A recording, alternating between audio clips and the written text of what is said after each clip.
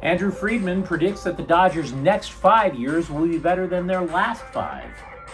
Matthew Stafford is all systems go for the Rams' offseason plans. And we have a number on what it will take for the Chargers to retain Justin Herbert. Good morning. I'm James. This is your daily dose of sports and snark for the greatest sports city in the world, Los Angeles. This is the faithful Angelenos morning report. It is March 29th, 2023. I'm in Portland for 2 more days, but after tomorrow's episode, I am getting on a plane and I'm going to see my wife. I can't wait. It's been way too long. But hey, let's keep the smile. Let's talk LA sports. If you like the content that we put out about LA sports, clickety-clack the like button. Clickety-clack the subscribe button. There's a notification bell. Hit that. It'll let you know when we drop new content. Sharing is caring. Let people know we exist. And by all means, comment, because we got a lot to talk about.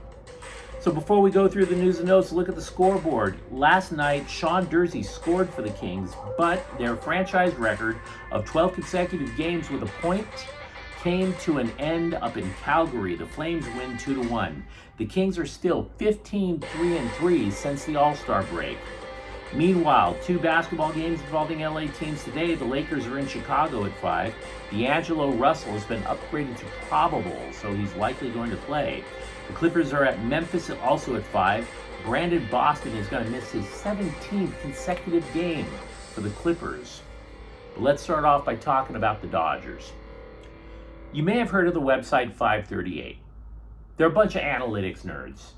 You know, they bring their slide rulers, their abacuses, they start writing on parchment, and then they look over at that big fancy pants computer, they throw it all in there, and they see what comes out, and they're pretty good about their number crunching, except for the 2016 election, but let's put that to the side for now.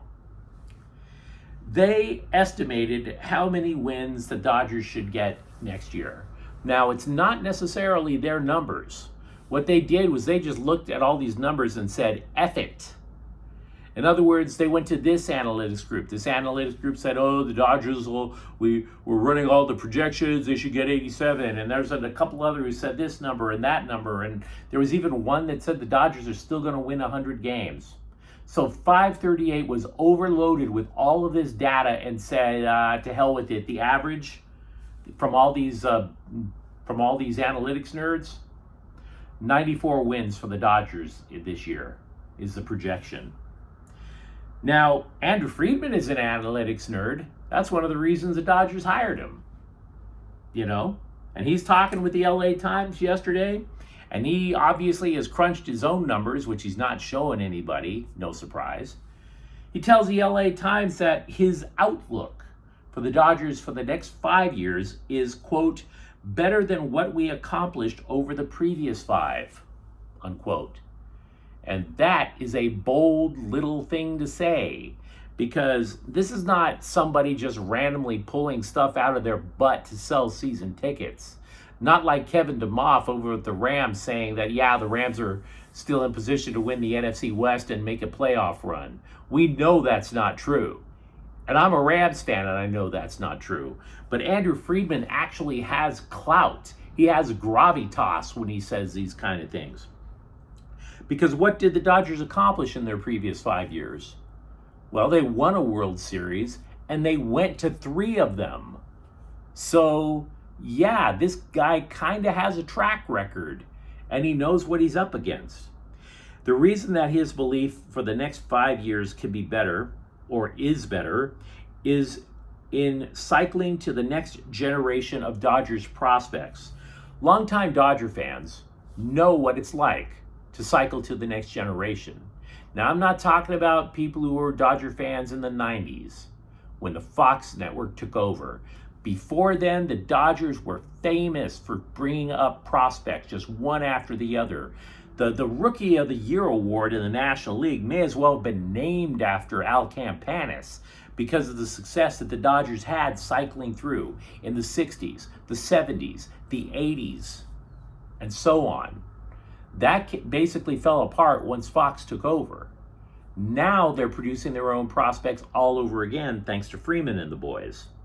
3 rookies have made this opening day roster, this next generation. That would be Miguel Vargas at second, James Outman in the outfield, and starting pitcher Ryan Pepiot. And there are more on the horizon.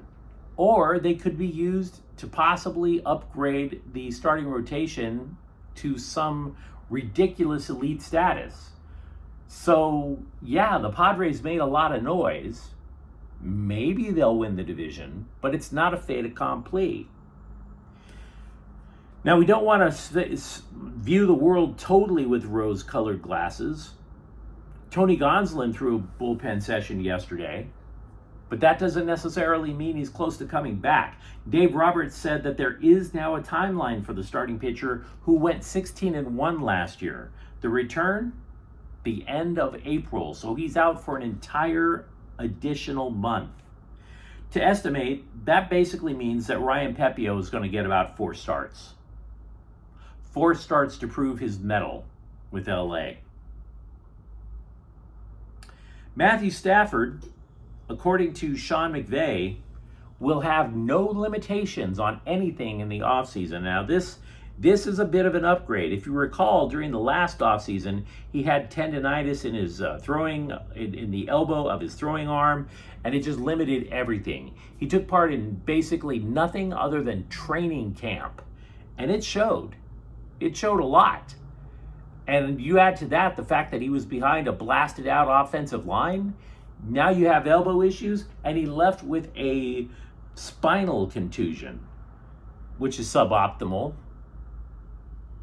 So yeah, the idea that Matthew Stafford now has a chance to reacclimate himself to the offense through the entire offseason is a bit of a step up.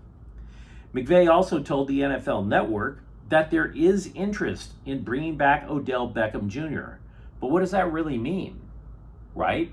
The Rams right now are $10 million under the cap, which sounds like a decent amount of change. But there is a market for Odell Beckham Jr. We just don't know exactly how much money it is yet.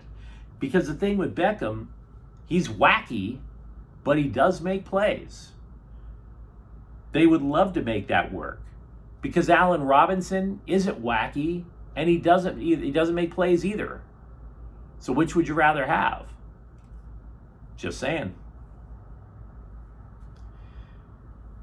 Yesterday, we mentioned the Chargers, how they opened negotiations with Justin Herbert on a contract extension.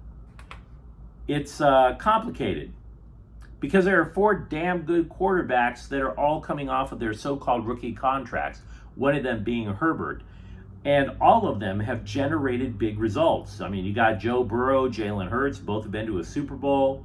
Miami made the playoffs with Tua Tagovailoa. Herbert, by the way, has thrown for more yards than any other quarterback in their first 3 years in the National Football League. Herbert is, you name an elite throwing quarterback throughout the entirety of the NFL, he's topped them in the first 3 years. That includes the likes of Montana, Marino, Jim Kelly. He topped them all. So, what does he get? The expectation is a little bit more than $50 million per year. To give you some perspective, there is only one quarterback in the game making more than $50 million a year right now, and that's Aaron Rodgers. The belief is that Justin Herbert's going to make that, and possibly the other 3. That's kind of a bump in pay from the $4 million that Herbert's going to make this year, don't you think? I mean, that's at least, 12 times over?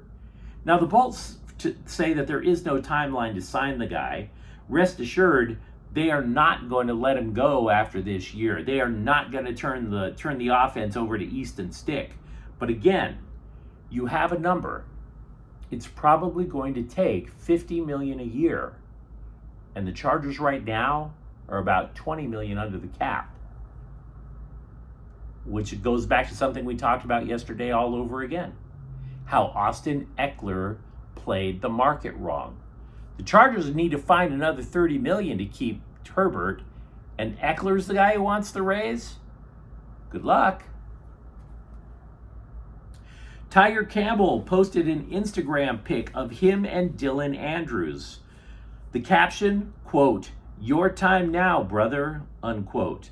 Now that the implication is obvious that Campbell is going to turn pro and leave the UCLA basketball program behind. Jalen Clark, meanwhile, was named the NABC Defensive Player of the Year, which is fine, as long as somebody can tell me what the hell is an NABC. Patrick Beverley. I like him. I do. Even though his life's mission now is to eliminate the Lakers from the playoffs, I still like the guy. But sometimes you need to know when to shut the hell up. Quote, "We think we'd have won a championship if it wasn't for the COVID bubble," unquote. First of all, no. It's a lot easier to play the Denver Nuggets at sea level than it is a mile above sea level, guy. I mean, I'm sorry. You play that in that antiseptic quality control environment where you can have all the oxygen that you want as opposed to playing a mile above sea level. No, Denver would have had the advantage and would have smoked the Clippers all over again. But secondly, a lot of people, and I mean millions of people, legitimately suffered during the COVID lockdowns. We had bigger fish to fry in society than whether or not the LA Clippers were enjoying life in a luxury hotel outside of Orlando. So, sorry you didn't win the ring, bro. Good luck doing it in Chicago. There is something for the Clippers, though, that is interesting. Nicholas Batum has been promoted to the starting lineup. He is replacing Marcus Morris. Batum played 31 minutes a couple of days ago in a win over Chicago on Monday. He sank 8 3-point field goals. So he's pretty effective. When the Kings were Stanley Cup winners a decade ago, all foreign lines played the same style, the same way. They were going to hit you over and over until you submitted. Didn't matter if it was line 1 or line 4. It was the same style. I would like to submit to you that, with the exception of last night's game, line 1 through line 4 plays the same way, only with a different result. The result not to hit. It's from top to bottom, it's scoring. And how do we believe this? Because at least 5 LA Kings have scored 20 goals this year. 5 of them. That's balance throughout the lineup. Meanwhile, The Athletic has listed Kings defenseman Mikey Anderson as one of the 10 most underrated defensemen in the NHL. He is called an elite shutdown defenseman, and also because he is so complete, it takes the sting off when Drew Doughty gambles a little bit too much on the offensive side. So he's the perfect addition to go next to Doughty. Paul George said he wanted to get traded to the Lakers instead of the Clippers back in the day. Back in the day. Why is this a story? I mean, back in the day, I was in Hollywood, right? Back in that day, I was trying to pitch a movie starring me, Jessica Alba, and Scarlett Johansson titled "I'm Grateful to Be in the Middle," but I didn't get that, and neither did Paul George. Why is this a story? Life moves on, guys. He's getting paid, he's getting wins, he's getting attention, he just isn't getting the ring. He's just going to have to live with that. But you let me know what you think in the comments thread. Let me know what you think about the website 538 and them basically throwing up their hands and taking a wild stab at the Dodgers year. Let me know what you think about either Justin Herbert or Matthew Stafford. And if you enjoyed this content, don't forget to subscribe to Faithful Angelenos, because we talk LA sports every single day here. Thank you for watching. I'm James. We'll be back tomorrow. Faithful Angelenos is a Quian Corte El Queso production. Take care.